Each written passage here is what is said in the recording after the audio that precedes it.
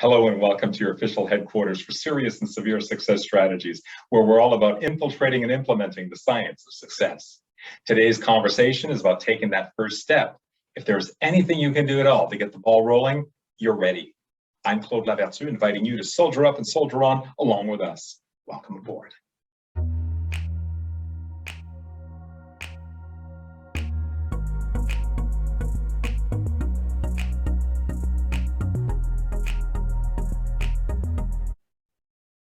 Regardless of whatever it is that you want to attain or achieve or experience in life, the truth of the matter is you're ready to take on that journey.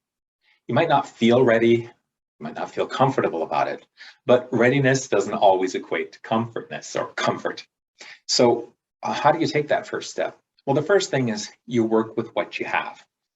That's the very first thing. So let's say that you're wanting to shoot videos to do your own YouTube channel or something like that.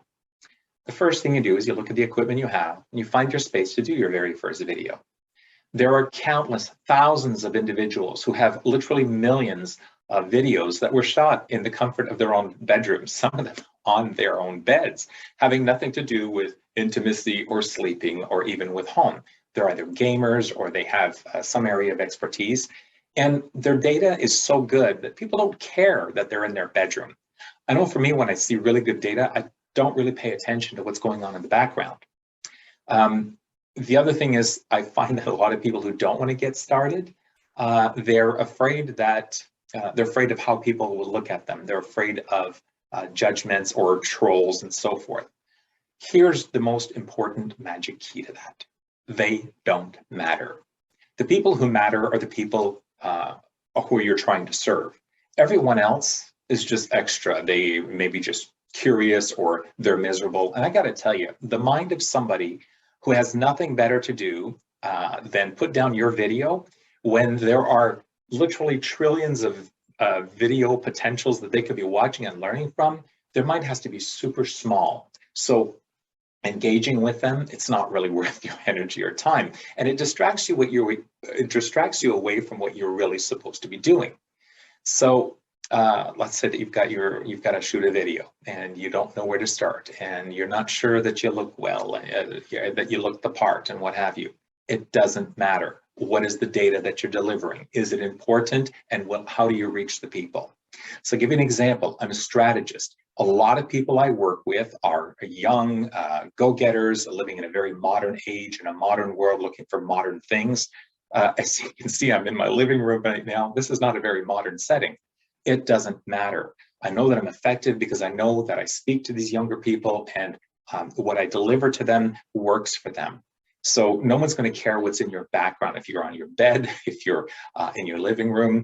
If you'd like an example of somebody who does a really great job at providing world-class content and a world-class production with the absolute minimum of frills, as it were, take a look at some videos by Brian Tyler Cohen. He's almost always with a backdrop that's just completely white. He always looks like $1 million when he's presenting, almost always in a suit and tie, or at least a blazer. And there's nothing else. It's very clear what he does. Your data doesn't have to be scripted. It also doesn't have to be on a teleprompter. I'm just having this conversation right now with you off the cuff. Of course, I thought deeply about what I wanted to say.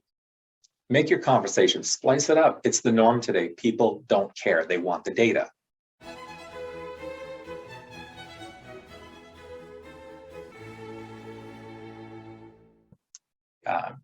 Brian Tyler Cohen. Brian Tyler Cohen. You'd like to change.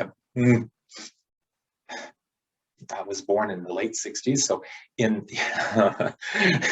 when I think of how people, it's the same thing when we're, oh my God, something lit. It all comes down to practice.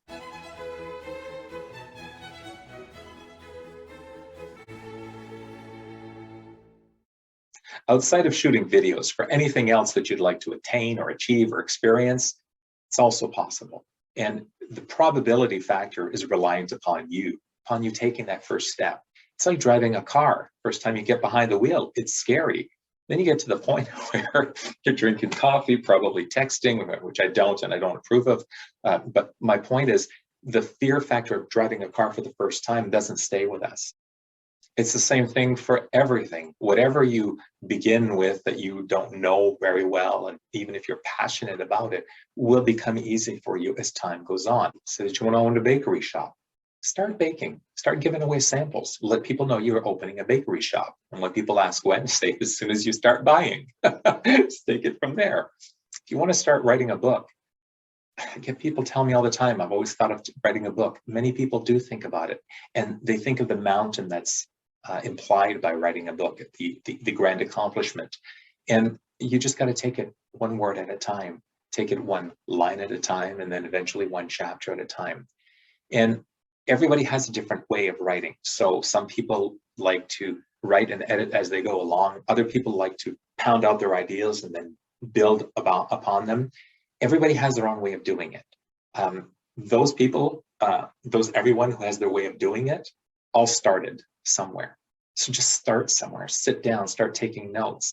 If it's more of a personal nature, like you want to lose weight or gain weight and bulk up and start exercising, or change the way you eat or the way you think, again, it starts with small moves, and small moves incrementally lead to changing your habits, which change your behaviors, which change your lifestyle, which changes your life.